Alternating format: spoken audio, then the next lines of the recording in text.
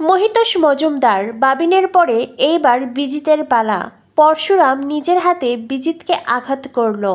বন্ধুরা, পরশুরাম ধারাবাহিকের আজকের পর্বে দেখানো হয়েছে সৌরভ কর্ণকে কল করে। সৌরভ কর্ণ চ্যাটার্জিকে বলে, মিস্টার চ্যাটার্জি, আপনি যেই নাম্বার দিয়েছিলেন আমি সেই নাম্বার ট্র্যাক করে জানতে পেরেছি সেই নাম্বার রিনি নামের একজন মেয়ের নামে রেজিস্টার করা। এটা শুনে কর্ণ চ্যাটার্জি বলে, হোয়াট? কিন্তু মৃণাল তো বলেছিল পুরুষ কণ্ঠ তাকে কল করেছিল, আর তুমি বলছো নাম্বারটা কোনো মেয়ের। সৌরভ বলে, হ্যাঁ, রিনি নামের মেয়েটির নাম্বার। কর্ণ চ্যাটার্জি বলে, ঠিক আছে, ওই মেয়ের ঠিকানা, নাম, পরিচয় সব কিছু আমার চাই। এই বলে কর্ণ চ্যাটার্জি কল কেটে দেয়। একদিকে আড়ালে লুকিয়ে বলরাম সৌরভের কথা শোনে, আর অন্যদিকে আরাধ্যা কর্ণ চ্যাটার্জি। বলরাম পরশুরামকে ফোন করে বলে, তুই কার মোবাইল ব্যবহার করেছিলি? পরশুরাম বলে, কেন বলতো? এরপরে বলরাম বলে, সে নাম্বার ট্র্যাক করা হচ্ছে। রিনি নামের মেয়েটির খোঁজ পেয়েছে সৌরভ, আর এবার সৌরভ উঠে পড়ে লেগেছে সেই মেয়েটির পুরো তথ্য জানার জন্য। তুই বুঝতে পারছিস সেই মেয়েটা কতটা বিপদে পড়বে?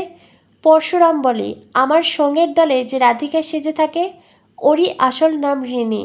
তবে তুই কোনো চিন্তা করিস না, এইসব খেলা আমি অনেক আগে থেকেই খেলছি, তাই আমি ওর কোনো বিপদ হতে দেব না।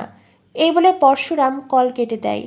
অন্যদিকে দেখানো হয় আরাধ্যা কর্ণ চ্যাটার্জিকে বলে, আপনি কি শুরু করেছেন? হ্যাঁ, কি চাইছেন কি আপনি? কর্ণ চ্যাটার্জি বলে, মানে? আরাধ্যা বলে, আপনি কেন আমার ছোট্ট ভাইয়ের বদনাম করতে চাইছেন? কেন সমাজে তাকে চরিত্রহীনা প্রমাণ করতে চাইছেন? কি উদ্দেশ্য আপনার? কর্ণ চ্যাটার্জি বলে, কারণ ওই তটিনী একদিন আমাকে আর আমার ছেলের বদনাম করেছিল, আমাদেরকে জেলে দিয়েছিল। আমার সন্তান কাবির, যে কিনা তোমার স্বামী, তাকে অপমান করেছে, তাকে বদনাম করেছে, তাকে জেলে দিয়েছে। আর সেই বদলা নিতেই আমি এবার তটিনী গাঙ্গুলির সাথে একই কাজ করব।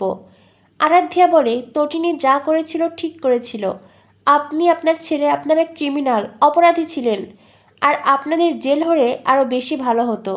আরাধ্যার কথা শুনে কর্ণ চ্যাটার্জি খুব রেগে যায়। কর্ণ চ্যাটার্জি আরাধ্যাকে চড় মারতে হাত তোলে। তখনই কাবির এসে বলে, ড্যাডি প্লিজ আমার স্ত্রীর সাথে এমন ব্যবহার করবে না। কর্ণ বলে, অবশ্যই করব। তুমি জানো তোমার স্ত্রী কি বলছে? ও বলছে তোমার জেল হলে ভালো হতো, আমার জেল হলে ভালো হতো। কাবির তখন আরাধ্যাকে বলে, আরাধ্যা, তুমি আমার ড্যাডিকে এইসব কথা বলেছ? আরাধ্যা বলে, হ্যাঁ আমি বলেছি, ন্যায্য কথা বলেছি। কবির, আমি তখন তোমার ভালোবাসার মোহে অন্ধ ছিলাম, তোমাকে ভালোবেসে আমি ন্যায় অন্যায়ের বোধ হারিয়েছিলাম। তুমি আমার ছোটদি ভাইয়ের ছেলেকে কিডন্যাপ করেছিলে, তুমি অন্যায় করেছিলে, অপরাধ করেছিলে, তাই আমার ছোটদি ভাই তোমায় শাস্তি দিয়েছিল। তোমার আরও কঠিন শাস্তি হওয়া উচিত ছিল। কবির খুব রেগে যায়। আরাধ্যাকে বলে, এখন তো মনে হচ্ছে তুমি কখনো আমাকে ভালোই বাসনি। কর্ণ চ্যাটার্জি কবিরকে শান্ত হতে বলে। আরাধ্যা বলে, যদি তোমার সেটা মনে হয় তোমার কিচ্ছু করার নেই, তবে তুমি আর তোমার ড্যাডি যেটা করছো অন্যায় করছো। তুমি একজন ক্রিমিনাল মাইন্ডের, তোমার ড্যাডির মতো হয়েছে কবির। তুমি কখনো সৎ পথে আসতে পারবে না, কোনো দিন না। কর্ণ চ্যাটার্জি তখন আরাধ্যাকে বলে, চুপ করো, আর একটাও কথা বলবে না। এই ধরনের কথা বললে এই বাড়িতে তুমি সংসার করতে পারবে না। একটা কথা মনে রেখো আরাধ্যা, অনেক দিন পরে আমাদের সংসারে সুখ ফিরে এসেছে, শান্তি ফিরে এসেছে, তাই আমাকে সুখের সংসার গড়তে দাও। তখনই আরাধ্যা বলে, সুখ ফিরে এসেছে? কর্ণ চ্যাটার্জি বলে, হ্যাঁ, তোমার শাশুড়িমা ফিরে এসেছে, ঘরের লক্ষ্মী ফিরে এসেছে। আরাধ্যা বলে, আপনার বাড়ির বউ আপনার কাছে লক্ষ্মী, আর আমার ছোটদি ভাই, কেন তাকে সকলের সামনে চরিত্রহীনা প্রমাণ করতে চাইছেন?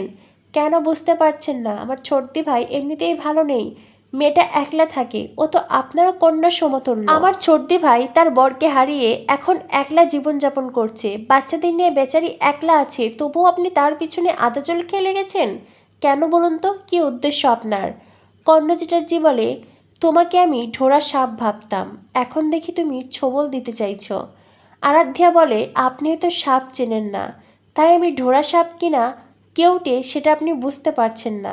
তবে হ্যাঁ, আপনি যে গোখরা সাপ সে আমি ভালোই বুঝতে পারছি, আপনার বিষাক্ত ছোবল আর বিষাক্ত দাঁত দেখে।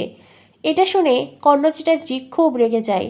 আরাধ্যা বলে, আপনি গুরুজন, আপনার সাথে এই ভাষায় কথা বলতে আমার অন্তত শিক্ষাই বাধে, তবুও কিছু করার নেই।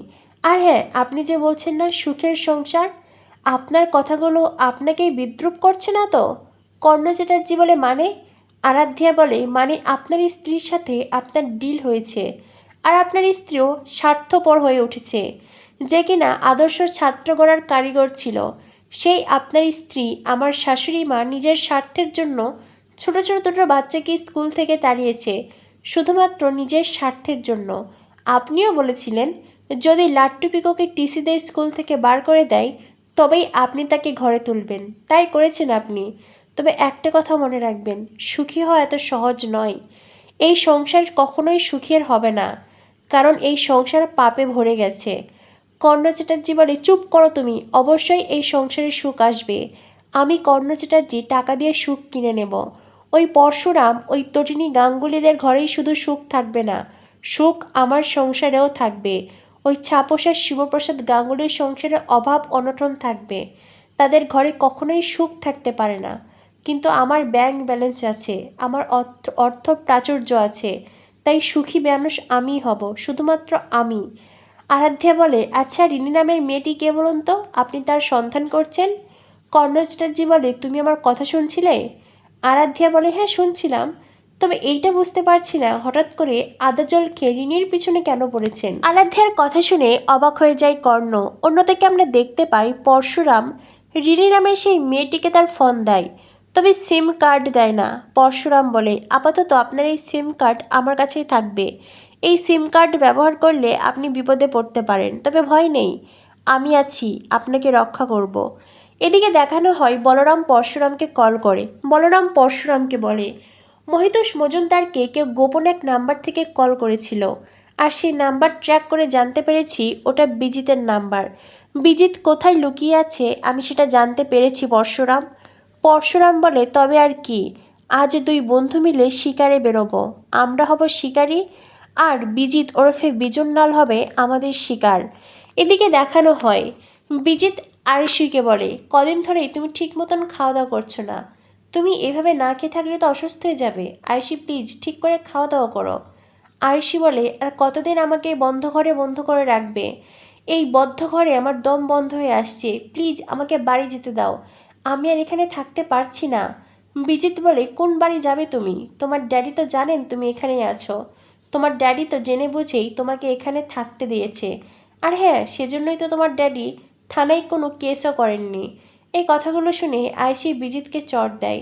বিজিত আয়েশিকে বলে চাইলেই হাত ভেঙে দিতে পারি, তবে হ্যাঁ সেটা আমি করছি না, তবে সাবধান গায়ে হাত তুলবে না। কিছুদিন আমার সাথে বর বউ খেলাও বুঝলে, তারপরে আমি প্লেনে করে ফুস করে উড়ে যাব, তুমি চাইলে আমার সাথে যেতে পারো, আর নইলে তুমি তোমার বাড়ি ফিরে যেও। তখনই বিজিতের লোক এসে জানায় ডেলিভারি বয় খাবার দিতে এসেছে। বিজিত বলে আমি তো খাবার অর্ডার করিনি, তোমরা কেউ করেছ? বিজিতের লোক জানায় না তো, আমরাও করিনি। বিজিত আয়েশিকে সন্দেহ করে। আয়েশি বলে আমার কাছে কি করে ফোন থাকবে বিজিত, তুমি তো আমার সব ফোন কেড়ে নিয়েছ। এরপরেই বিজিত তার লোককে বলে তবে কে ডেলিভারি বয়কে এখানে এনেছে। এরপরেই বিজিত বলে আচ্ছা উনি ভুল অ্যাড্রেসে আসেননি তো? বিজিতের লোক জানায় না, আমি নিজে দেখেছি, অ্যাড্রেস ঠিকই আছে, আর বিল হয়েছে 2600 টাকা। বিজিত বাইরে আসে, ছদ্মবেশী পরশুরামকে দেখে সে চিনতে পারে না। ডেলিভারি বয়কে টাকা দেওয়ার আগে বিজিত বলে দেখি কি খাবার এসেছে।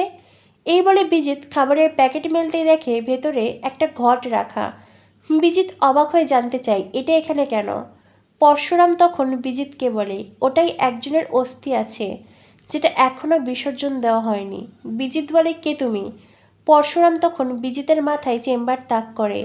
পরশুরাম বলে তিনটে বুলেট, আর এবার একটা তো তোর পিঠেই বিঁধবে। বিজিত বুঝে যায় সে বিপদের মুখে পড়েছে। বিজিত একচোটে ওখান থেকে পালাতে চায়। আয়ুষী বেরিয়ে আসলে বিজিতের লোকটাও তখন আয়ুষীকে আটকাতে চেষ্টা করে। বলরাম বিজিতের লোকের সাথে অ্যাকশন করে আর বিজিতের লোককে অজ্ঞান করিয়ে শুইয়ে দেয়। একদিকে পরশুরাম বিজিতকে তাড়া করে, অন্যদিকে সুযোগ বুঝে আয়ুষী বিজিতের ডেরা থেকে পালিয়ে আসে। এরপরে পরশুরাম বিজিতের পিঠে চেম্বার চালিয়ে দেয় আর বিজিত ওখানেই জ্ঞান হারিয়ে পড়ে যায়। পরশুরাম বলরামকে বলে কেয়ারফুলি ওকে এখান থেকে নিয়ে যা, আমি এমনভাবে চেম্বার চালিয়েছি ও প্রাণে বেঁচে থাকবে, তবে হ্যাঁ ওকে বাঁচিয়ে রাখবি, ওর হিসেব নিকেশ এখনও বাকি। এই বলে পরশুরাম ওখান থেকে যেতে চাইলেই আয়েশি পরশুরামের মুখোমুখি দাঁড়ায়। আয়েশি পরশুরামকে বলে, কে আপনি? পরশুরাম গলার স্বর অন্যরকম করে বলে, পরে সময় হলে সব কিছু জানতে পারবেন, এখন এখান থেকে পালিয়ে যান, বাড়ি ফিরে যান। এই বলে পরশুরাম ওখান থেকে চলে যায় আর আয়েশি পালাতে থাকে, ছুটতে থাকে। বলরাম পিছন থেকে বলে, পালিয়ে যান, যত তাড়াতাড়ি সম্ভব এই বিজিতের কাছ থেকে অনেক দূরে চলে যান। এইবার এই বিজিতের খেলা শেষ করবে পরশুরাম। তো বন্ধুরা, বুঝতেই পারছো জমে উঠেছে পরশুরাম ধারাবাহিক। এতদিন অত্যাচার অন্যায় সহ্য করেছে পরশুরাম, এবার শত্রুদের শাস্তি দেবার পালা। কি হতে চলেছে পরশুরাম ধারাবাহিকে? পরশুরাম ধারাবাহিকের পরবর্তী আপডেট পেতে আমাদের সাথেই থেকো। ধন্যবাদ সবাইকে।